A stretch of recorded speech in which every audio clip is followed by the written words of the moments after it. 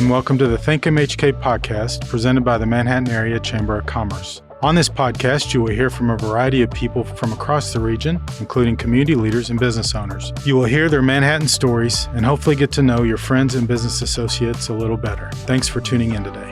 Our guest today on the Think MHK podcast is Aaron Mckee. Aaron's with Purple Wave. And we're excited to have Aaron here today, as well as one of our staff members at the Chamber, Darren Solden. Darren is our Executive Vice President and Director of Economic Development. Guys, thanks for being on the Think MHK podcast show with us today. Super excited to be here. Thanks for inviting me. So, Aaron, we always like to hear about people and their history and where they came from. So talk about where you're from, how you ended up in Manhattan. Sure. Well, I grew up farm, Spearville, Kansas, came to college in 1991 at K-State. And hey, like there was trees and women and it was nice here. And I thought, I like this Manhattan town. So just never left. So what'd you do right out of college?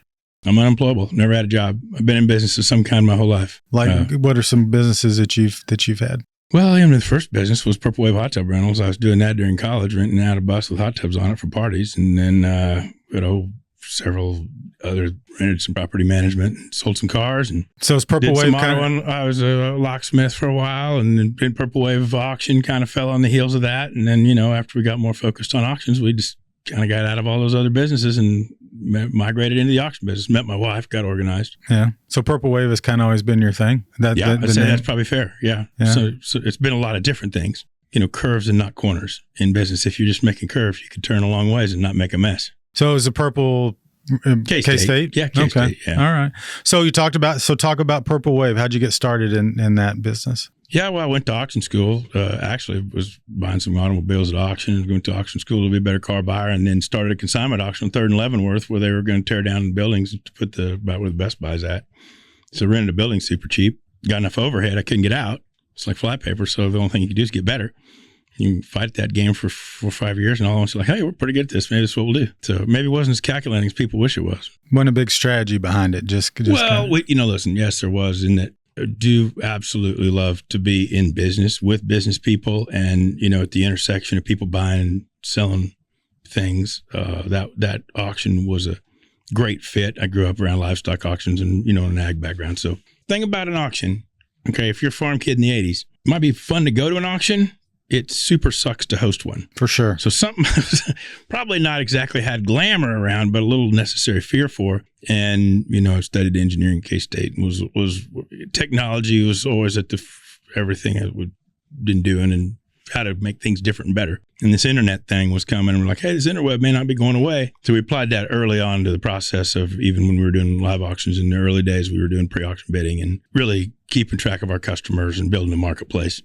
So that really was at the foundation. And then probably where the inflection point was realizing how powerful it was to use the internet to bring buyers to assets instead of assets to buyers, and how much faster you could communicate. And, we saved a lot of farms by helping people get equipment sold without having to liquidate their whole. And that translates to businesses. It translates to lots of ways that people use our marketplace now, to our community. We call it now a community because people buying and selling from each other to let people connect and continue to run their business and predictably sell assets. Yep. So going back to the founding, how many of you were in the building when you started?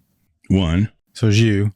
And then my wife she was in vet school, and I was just in kind of an extended play of college. And it was her and I, and then we had a couple of high school kids we hired early on, and got kind of a little group that started helping us with the live auctions. But it was pretty meager when we started, and it was just trying some. Yeah. What year was that? It would have been 2000. Okay. And so what kind of products would you sell at your auction? Truthfully, probably the first consignor was Jack Kleiner. He rode around on a moped and took stuff out of the dumpster, and he'd bring it to us and we'd sell it. And then we also sold some returned and overstocked sporting goods and other stuff. And somebody'd have a business liquidation, that would be not big at the time, but something. But we were in our 20s, so it was cycles. First auction I ever had was at Longhorn's Bar on a Tuesday, because they weren't open on Tuesday, and just a free place to have an auction. So we sold surplus sporting goods and some other stuff there, and ran a cycle, a couple auctions. Then we rented that building at 3rd and Leavenworth, where Best Buy's at now, for probably less than the property tax, but it marked for improvement. Then we were in. So over the years you've grown. How many locations have you had? In Manhattan, we've been in 4 physical locations that you would show up to. We probably rented another 5 or 6 locations, for either storage space or ancillary space for periods of time here in Manhattan. And then we've had, at one point, we had 9 different auction locations across the country when we were doing in the building stuff. We were selling more, not just vehicles and equipment. And then we got down to just a couple locations, Manhattan and the ancillary location. And now we have employees all over the country. So there's a few ancillary offices that we have. And so from those meager beginnings to where you are now, at what point did you kind of look around and go, hey, we may have something here. This may be a big deal. I don't know. This probably, if entrepreneurs, this would all make sense to. I don't know if you're ever comfortable. It's always was just today. It's just like, what are we going to do to make sure we're good for tomorrow? The point that there was a community of people that were part of our market that were coming to our events and buying and selling equipment, and that they became important to some people's business. I suppose that'd be probably the first sign. And so you mostly what you sell now, heavy equipment? Construction, ag, and fleet equipment is the core of our business. We sell some vehicles for government entities, and then when we're working to work with businesses, there's all kinds of ancillary things that once in a while we end up in our auctions. But our main focus is working with construction contractors, farmers, fleet operators, people that are moving stuff, and then a lot of government surplus off the construction equipment and the fleet vehicles from government. And you talked about the internet before, or most of your auctions online? 100% online. So in 2007 and 2008, we were running a pretty good sized real estate practice, and then we also had live auctions and buildings, and we were providing logistics and moving equipment and stuff. So, or moving equipment at that time would have been kitchen equipment, which is kind of, as we've progressed, the word's the same, but the assets are quite a bit different. So we've always been earning more trust. So one of the big things, we're no reserve auction. So everything we bring to market sells the first time it sells, and that takes trust. And earning trust is a long-term process. And, kind of as we gain more trust, we sell more valuable items. And so we've moved from very low-value assets to now we're probably one of the highest value personal property auctions in the country on a regular basis. And how many employees do you have today? Globally, about 400. About 400. So from 1 to 400, that's pretty good. How many are in Manhattan? Probably close to 200, or they're in Manhattan or in the area that stop by through here or that are coming to the office here. And for those who aren't familiar, you're on East 24 in the old Budweiser distributorship, right? Yeah, and I guess we're also in the Farm Bureau building as of a month ago or two. Yeah, congratulations on that. That was a good opportunity.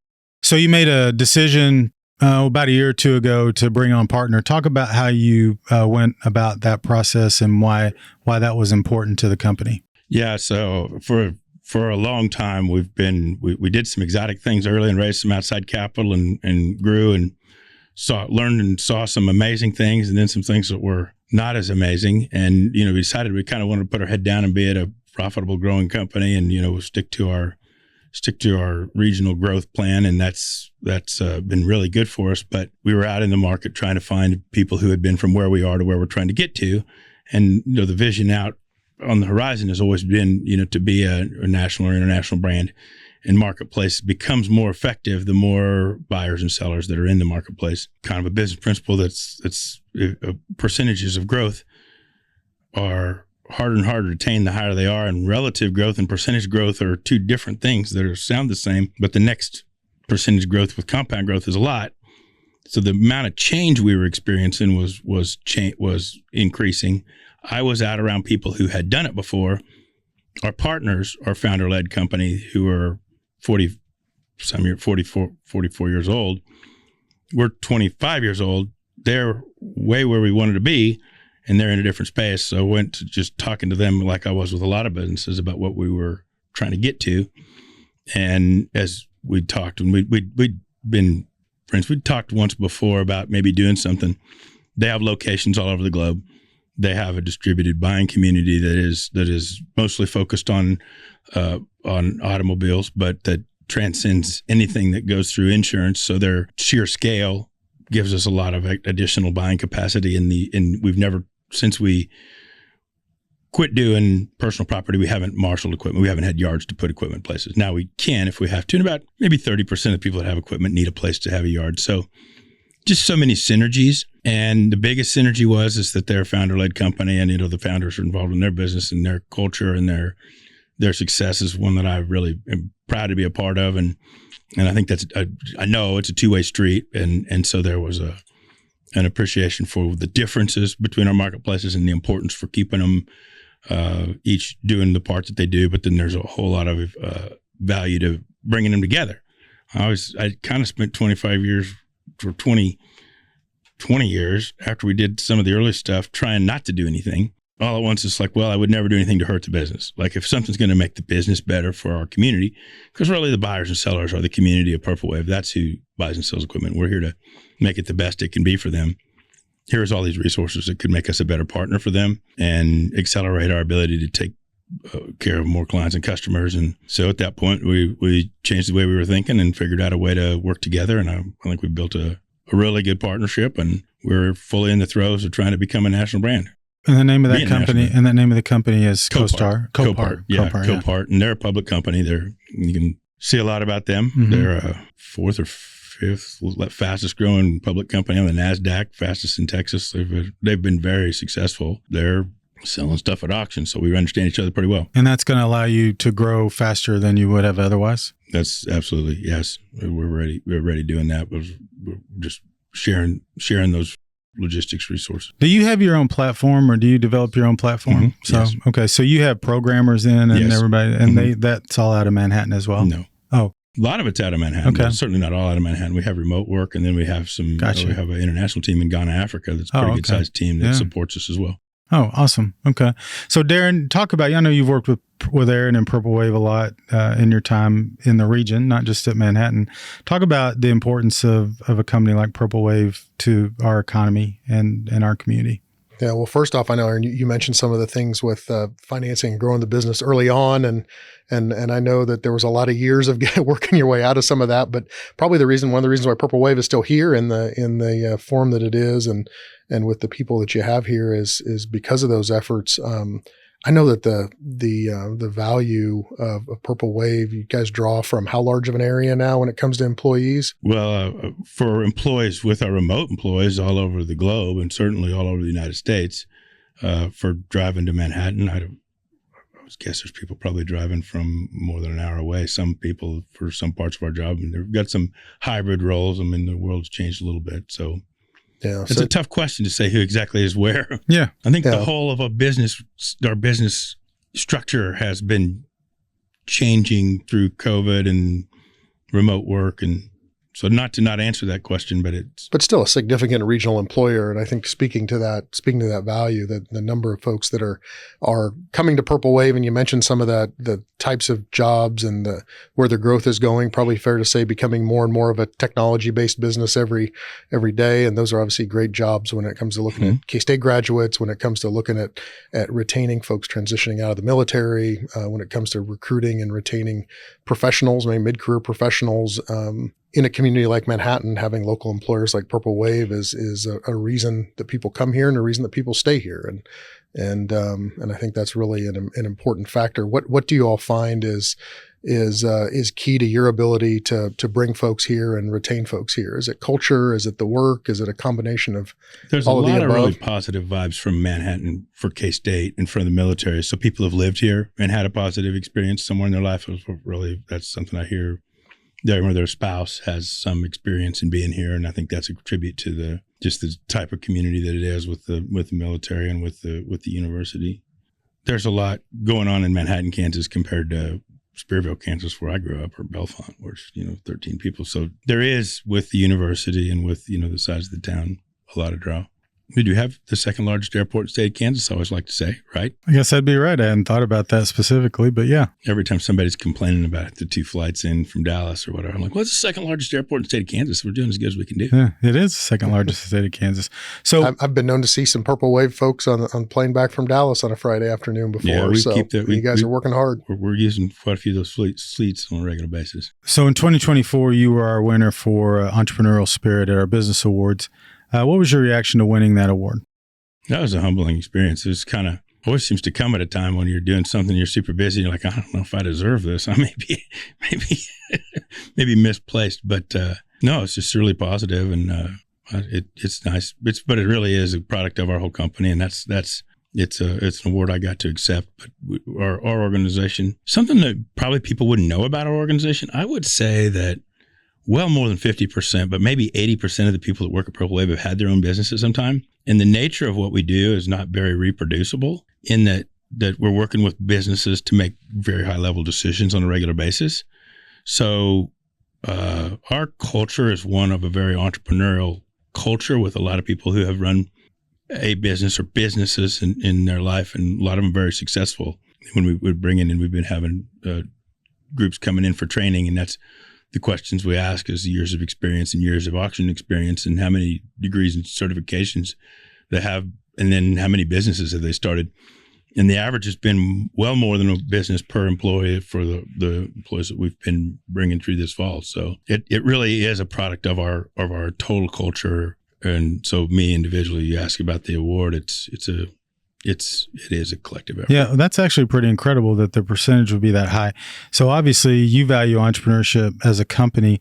Why should communities value entrepreneurship? Like communities like Manhattan? Well, entrepreneurship, I guess there are probably three things that can make something happen. There's probably religion, there's government, and then there's business, right? They're the kind of three things, all of which can get corrupt, all of which can be awesome. But there is a lot of value in the economic engine that an entrepreneurial enterprise or a mindset of, going forth and making something work, has. And so I guess it's a place everybody applies their energies to where they fit. But entrepreneurship's been an important way to make a difference for a lot of us. So what advice would you have to somebody that's interested in starting their own business? Well, I've got funny things I could say or not funny things. I always say that being an entrepreneur is a lot like maybe do some bull riders. It's not if you're going to get hurt, it's when. Any given Monday, you could wake up and you got a kind of pandemic or a market change or something happened in the business or around the business, and you're plunged into a chaos you have to deal with. But at the same time, it affords a group the ability to make a whole lot of difference. So I think it's not for everybody, but it's pretty awesome for people that like it. How about you, Darren? What advice would you have for somebody who wants to start their own business? I think they ought to listen to Aaron. He's got his curves, not corners. He's got another one I remember him telling me a long time ago that was the value of constant pressure. Constant pressure over time makes diamonds. Absolutely. There you go. I like that. I think moves big heavy rocks or various other things you can plug in. I think that I think this is relevant to Purple Wave, and something I know, Aaron, that you maybe don't talk about a whole lot, but the value of mentorship, the value of finding folks that have been there before. You alluded to a little bit with your beginnings, your relationship with Copart. I know you work with a number of people locally and around the country and around the world. I know. Yeah, entrepreneurially. Yeah. Well, I think, entrepreneurs are unique, but they're not absolutely unique. There's a certain percentage of people that live in that space. And in my day job, working with entrepreneurs every day, because construction contractors and farmers are both very entrepreneurial, very hands-on in their business, and they're making decisions. And then in the rest of the time working with people that are running businesses, I call it try to be around a mental militia. Like you could solve any problem if you have enough people who have dealt with that problem, who are freely sharing information. So I've been a part of Pipeline Entrepreneur Fellowship, really, really involved in that for more than 10 years, and invest some time in that. And then think you get as much from it as you put into it, working with entrepreneurs trying to do something. You see things from a different perspective, and you only get to make big bets, in your life. It's not just how much you're betting, it's how much time you're betting. You're only going to get around so many cycles, and the feedback loop on running a business is pretty bad.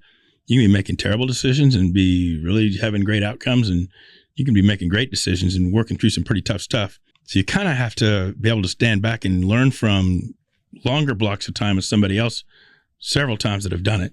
And both on the getting mentored and the mentoring, I think it's a critical part of success, because I'm convinced that the feedback loop inside of running a business, it is interesting. It may have some value, but it is certainly not one-to-one to whether you're doing the right thing right now or not. Obviously, nothing's sure in life. Certainly nothing's ever sure in business. What's the future outlook for Purple Wave in Manhattan? Well, we sure want it to be our corporate headquarters, and we've grown our team here aggressively. We do enjoy this. We enjoy this community and the culture that we've built here in Manhattan. In and of itself, I would say we would continue to grow our team and continue to be, to have our headquarters here. A lot of our focus right now is on geographically building out the rest of our footprint. And the country's a big place when you start stretching it. So it's interesting you asked that question. Right now, we're just trying to figure out a place to be and fit in the spaces, because we spent a long time in our building when it was too big, when we made some changes. And then one day, it must have been the right size, but I don't remember that day. It's kind of like fall in Kansas, right? Like I know there is one, but one day it's hot. The next day it's cold. And one day we had too much space, and the next day it's like, what are we going to do? We're out of space and we need more. So that's one of the pieces about, fitting in this community and making sure we know what our long-term plans there are. That's one piece that we're working on. And then just continuing, we've brought a lot of people from out of this area into this area specifically to be a part of our organization. So all the things that it takes to make this a great destination for the team that we are building here. And for sure, and we appreciate your success and the investment you're making in our community. So, Aaron, now we're going to move into the infamous rapid fire section of our program, which is actually one of the more popular segments of the program. People enjoy hearing answers to these questions. We're going to do 10. Mm-hmm. You just answer them as fast as you can. What movie have you seen the most times? Smoking the Bandit. Long way to go, a short time to get there. There you go. Describe your perfect day. Well, it's not boring. It would be chaotic, but lots of wins, and I'd be around people I like to be around. And it probably would end pretty late in the day. Probably use both sides of the clock. There you go. What was your first job? Working on a farm, family farm. So my first job was being entrepreneurial, raising cattle. What is your most prized possession? I have a barn in Wamego that I like a lot, that I spend a fair bit of time at. I've heard about that barn. It's very impressive. What skill would you most like to learn that you don't have right now? That I could learn? Oh, boy. I'd like to learn some foreign languages. Where is the coolest place you've ever traveled? I've had a great deal of fun in Ghana, Africa. That is a place where unexpectedly I fit better than you would think. Do you prefer working remotely or in the office? I don't have a lot of consistency in my life. I'm all auction all the time, no matter where I'm at. I can do either. Doesn't really matter to me. So you're on the road most of the time, huh? Sometimes no. Sometimes I get a saddle sore at the boardroom. I gotcha. How do you deal with work stress? Drink.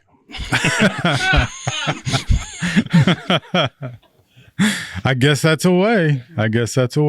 What advice would you give the 19-year-old you? Don't worry so much about the things that you don't like about yourself. They might be more valuable than you think. Good advice. And then last question, and this could be 2 answers or it could be 1. Your first concert and your favorite concert. Man, I don't know. I don't pay much attention to concerts. I don't have attention for that. So you've never been to a concert? I may not remember which one I was at. Sounds bad, right? Now I'm going to ruin the whole interview. Well, no. I mean, that's an answer. That's something we learned about you today, is that you're not a concert guy. So, well, that's fair enough.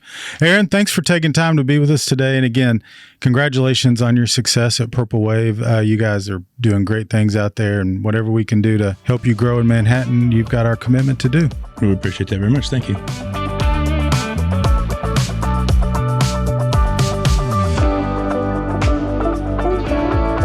Thanks for listening to this episode of Think MHK, a podcast produced by the Manhattan Area Chamber of Commerce. If you enjoyed the Think MHK podcast, we'd love for you to subscribe and share it out on your social media channels. Feel free to reach out to us on Facebook, Twitter, or Instagram at the Manhattan Area Chamber of Commerce.